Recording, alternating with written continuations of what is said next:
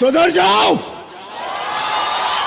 वरना अगर हम सुधारने पर उतरे तो बहुत नुकसान हो जाएगा।